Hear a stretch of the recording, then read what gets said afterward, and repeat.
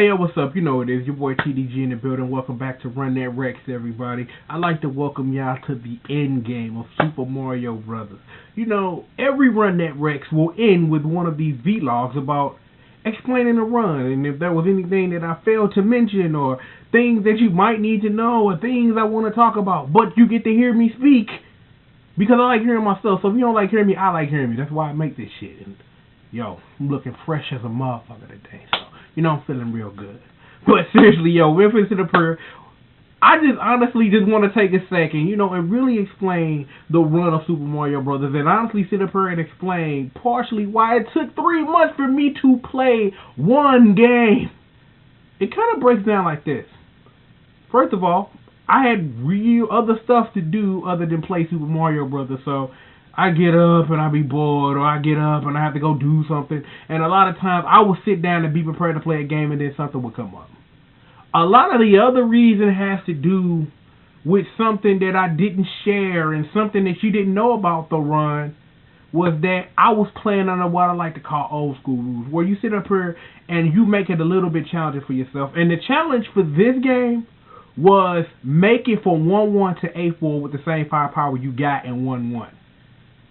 With the caveat is that because I had to play the game using an emulator, because there was no other way I could have pulled that off because of the technology that I do have available, was that the only caveat I gave myself is that every time I get through a world from the beginning to the end, I'm allowed to make a save state at that world. So if anything was to happen, like say if you make it through a world, then you save it, then you play, then you get hit or you die, you go back to that previous save state at the beginning of that world and you play until you get through all of those stages with the firepower without getting hit. Now, there were a lot of cool outtakes I wish I wouldn't have saved, but you know, I'm one of those dudes, I hate to take a look at my failures.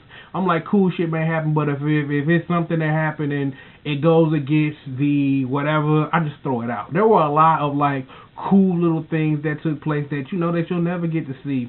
I'm not going to go into depth of discussing the thing. It was cool ways I was grabbing one-ups and, you know, ways I was killing bullet bills and almost death and then end up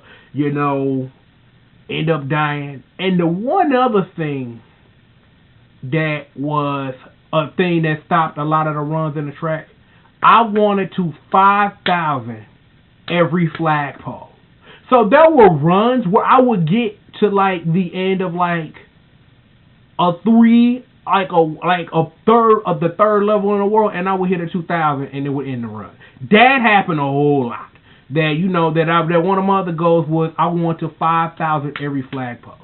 So I had a set of things that I want to accomplish and do. That also one of those things was making sure that I show you where all the hidden one-ups were. That the ones that you collect by coins anyway. I think I showed you all the other hidden one-ups in the run as well. I wanted to do that. There were little tips and little tricks I wanted to show off, and if I couldn't get that correctly, that's what took 8 a long time to come out, because that little trick in the beginning, if you go back and watch part 8 where I hit that Buzzy Beetle and I get all 6 Goombas, that takes a lot of practice to do.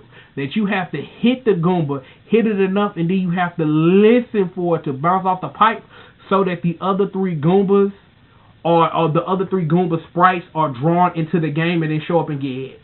Now, in reverse of that, something that I touched on a little bit but didn't, that when I talked about the comparisons of Super Mario World, that was the one major difference other than the physics of the game that was different. That a lot of the reason why there are more enemies on the screen on Super Mario All-Stars on that version than the one on Nintendo was because of how the Nintendo handles sprites versus the Super Nintendo being more powerful. So it can handle all of that at once, so that all of the enemies. So you're playing more of a pure version of a game with physics that don't match up with its original, but they have a hack for that. So if you really need to play OG Mario Brothers with the correct jump height or the run and stop mechanics, they have a hack for that. So go Google that shit now. But I had a fun time playing Super Mario Brothers, and you know, even though all of the extra stuff that I gave myself as a challenge, which is one thing I will never do again without giving a disclaimer at the beginning first. that I really don't think in the future when I do run that Rex video that I'm going to play games and give myself old school rules and stuff like that. Whatever happened. Because, you know, I have to take, it's like now that I look at it, I have to take the same approach in playing a playthrough than I do when I make playthrough videos for like certain fighting games. Like when I show you guys like stuff for like Kamen Rider and, you know, like the recent Rurouni Kenshin video where, you know, people sat up here and told me about those videos that you should just get straight to the point. That you shouldn't show when you fuck up, that you shouldn't show this. Two things about that. Number one, I have to show that I'm human just like you. People fuck up. It happens. On top of that, I'm triple to God. I do whatever the fuck I want. So if I want to sit up here and make a 30-minute video and explain every switch available to Forza and Kamen Rider Climax Hero Forza, I'll do that shit. And if you don't like it, you can suck my dick. How about that? So don't make a wise ass comment like that no more. We gonna do things the way we do. So, you know, I've learned that in the future that I'm just gonna let it ride. Shout out to Fastlane. You gotta let it ride. Like, you know what you wanna do when you get out of work? We gonna go to ride. I'm finna go watch Fastlane. Fuck that, I'm finna go watch Fastlane, real talk. But yeah, but you know, in the future, I'm just gonna record it and I'm gonna get it done and I'm gonna let it ride. That, you know, it may be, I may have to start over because there was something I needed to do or something like that. But other than that, if I die, if I get hit, fuck it, let it ride. Just show it in its pure form and we just gonna do that. So expect this game and games going forward.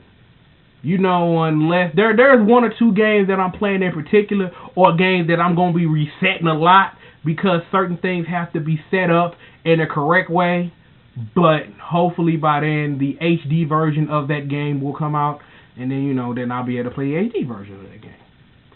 So I'll be keeping the name of that game to myself, and that game and me playing it is a far off way from right now, for not the game I'm going to play immediately now, or the next game, or the next game, or the next game, or the next game. But that game, I want to play that game because that is one of my most favorite games ever, and I'm going to play that shit. And no, I'm not talking about Future Rage. And me and Jay, we going to get on that shit. We are going to do that shit right there. We going to do that. But that is it for the end game of Super Mario Brothers The Run That Rex.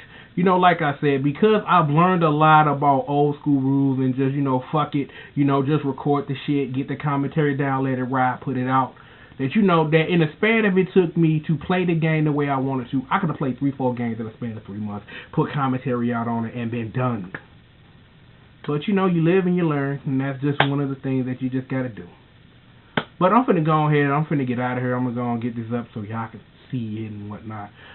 Expect some more stuff this week. I'm gonna try to convince Jay to get on the damn phone, and we gonna do a 2 niggas speak on, cause God, we are way overdue for that shit.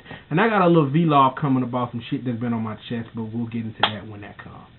So I'm gonna go ahead, like I said, I'm gonna get out here. You know this, it's Triple the Guy, Game of Summer One Dope, man. You know we get it the fucking like we always do, man. So y'all know how to get at me by now. I don't need to repeat all that shit, you know. Thank you for watching, the 5 people that actually do, and the rest of y'all that come trickle in. Thank you. So, we're going to get out here. You know what it is. It's your boy TDG, man. I'm out there. Holla back.